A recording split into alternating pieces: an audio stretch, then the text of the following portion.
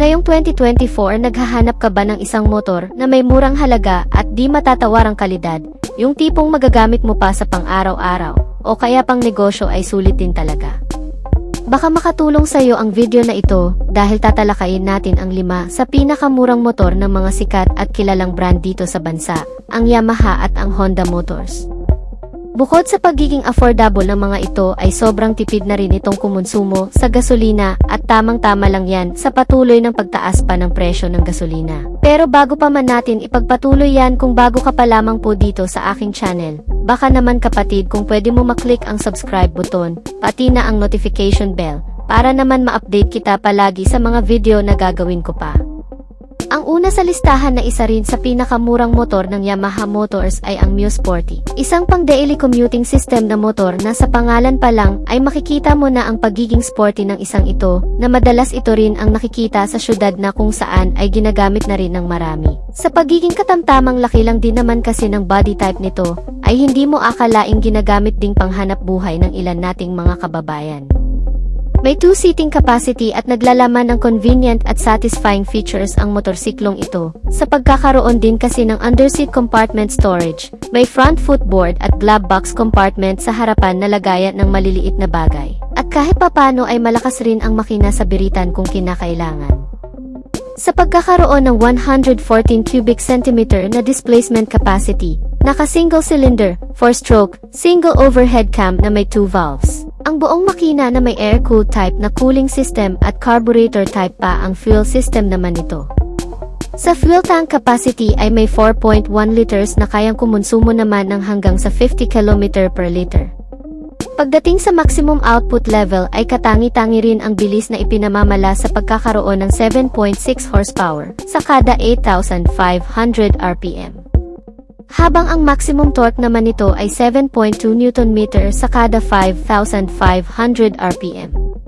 Pagdating sa arangkada, ang nagagawa nito ay nakapagtala ng 100 km per hour sa kabuang bilis.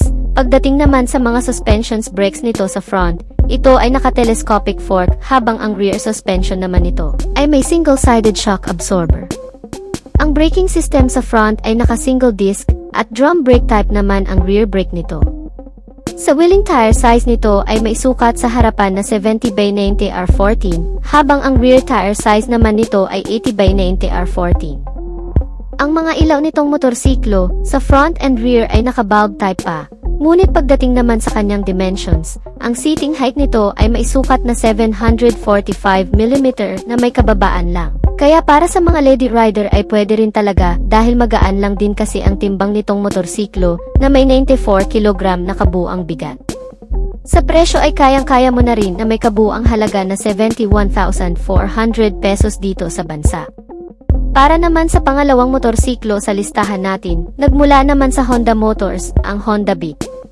Isang motorsiklo naman ng Honda na very affordable package. Binuo ito sa bansang Japan at nagtala ng pinakamabentang motorsiklo sa kasaysayan.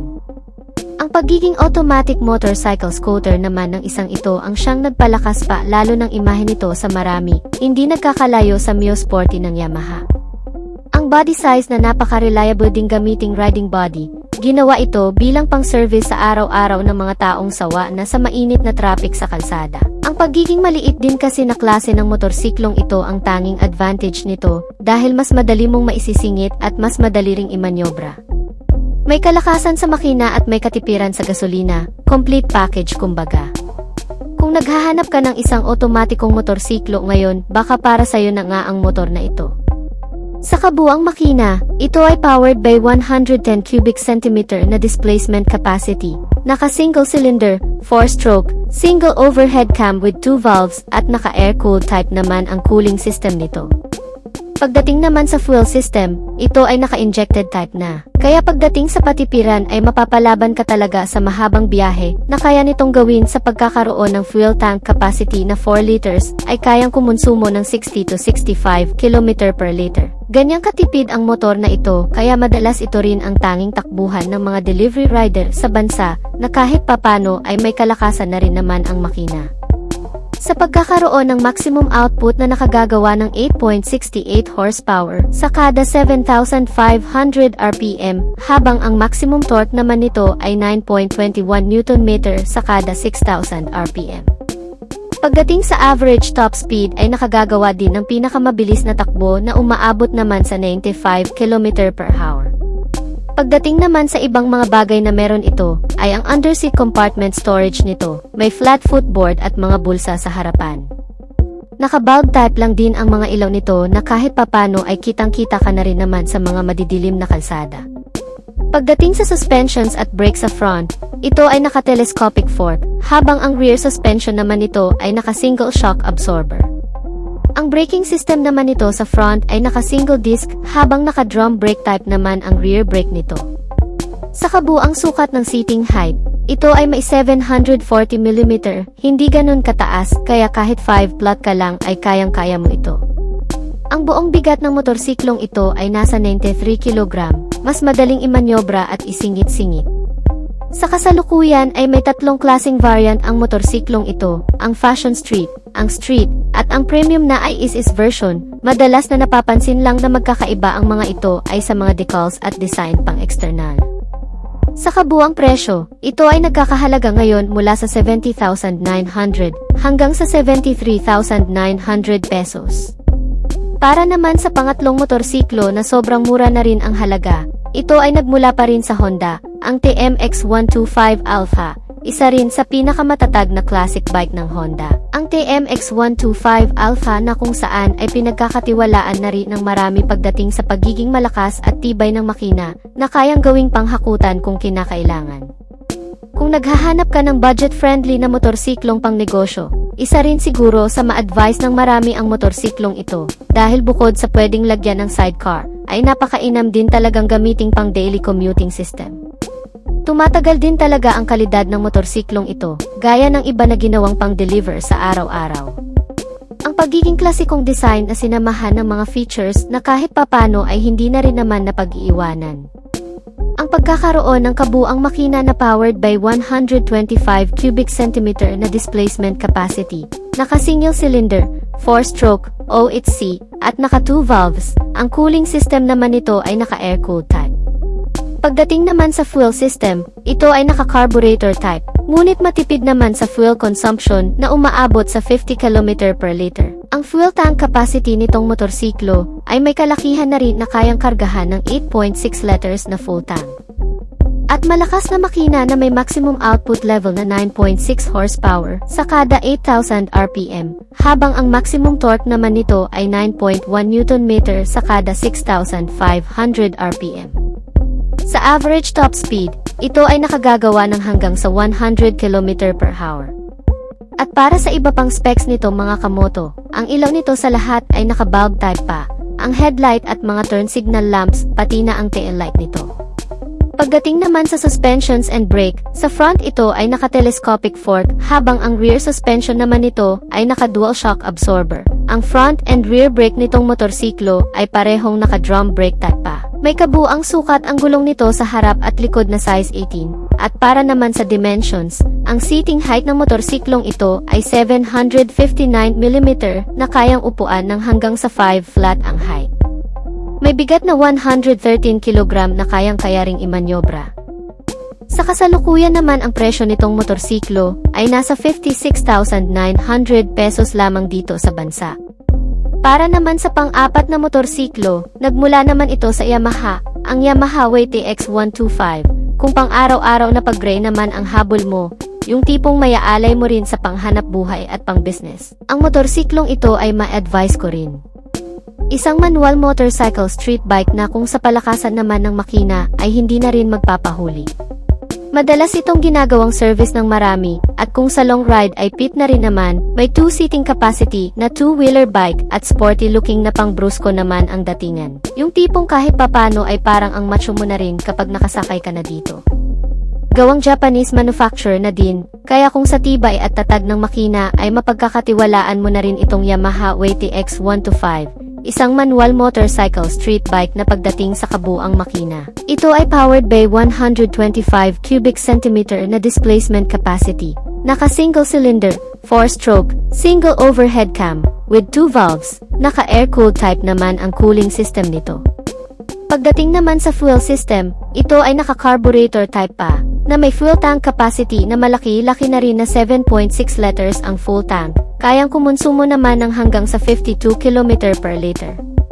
At sa iba pang detalye, kung sa lakas ng makina naman ang pag-uusapan, ito ay may maximum output na 8 horsepower sa kada 7,000 RPM. Habang ang maximum torque naman nitong motorsiklong ito ay 10.2 Nm sa kada 4,500 RPM.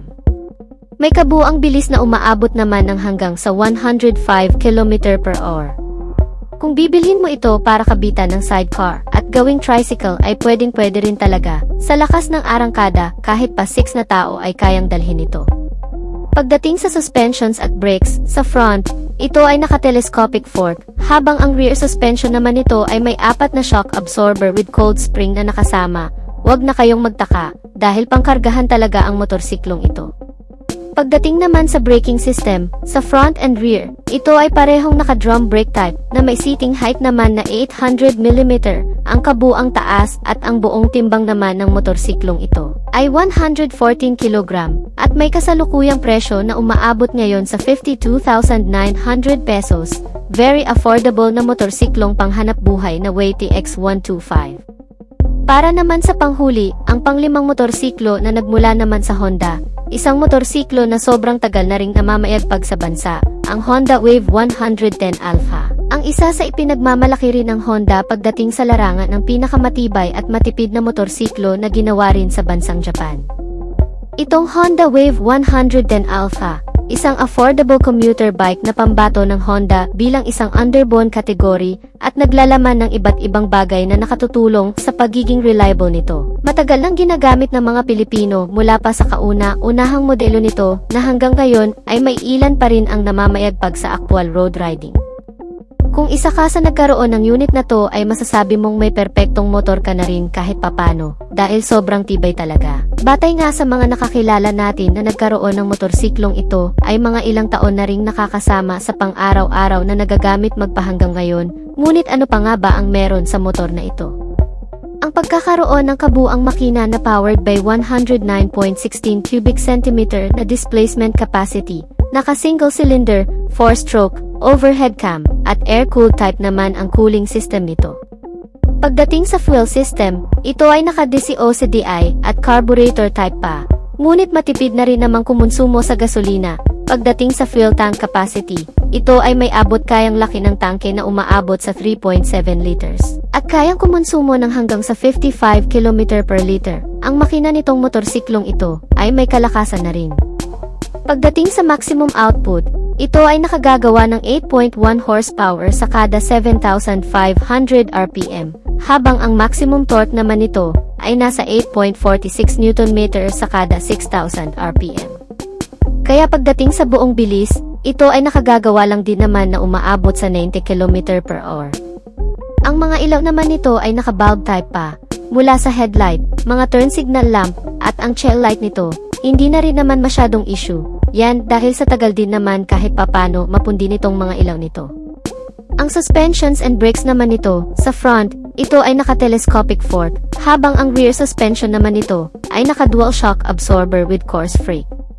Pagdating naman sa braking system, sa front and rear, ito ay parehong naka-drum brake type pa. Sa wheeling tires naman nito, sa front ay may kabuang sukat na 70/90 R17, habang ang rear tire size naman nito ay 80/90 R17 naman. Ang motor na ito ay may seating height na hindi ganun kataas, na may kabuang sukat na 765 mm, at kabuang timbang naman na umaabot sa 95 kg. Very affordable din talaga ang motorsiklong ito, kaya kung hanap mo ang sobrang mura at sobrang tibay na motorsiklo at matipid sa gas, ang Honda Wave 110 Alpha na siguro ang hinahanap mong motor na may kasalukuyang presyo na umaabot ngayon ng hanggang sa 47,700 pesos lang naman. So yan lang siguro ang mga i-advise nating mga motorsiklo. Kung gusto niyo talaga ng dekalidad at kilalang brand, sa Honda at Yamaha ay mapagkakatiwalaan mo ang 5 motorsiklong ito. Sobrang affordable at sobrang tipid sa gasolina na may mga kalakasan din pagdating sa kabuang makina nito. So hanggang dito na lamang po ang ating video. Sana ay may natutunan kayo sa video nating ito. At sana ay nagustuhan nyo. Kung nagustuhan nyo naman ay pakihit ang like para sa suporta na rin sa ating channel. Huwag din kalimutang mag-subscribe para lagi kang updated sa ating motorcycle news and reviews. Maraming salamat sa walang sawang panonood sa ating mga video. Ride safe as always and God bless.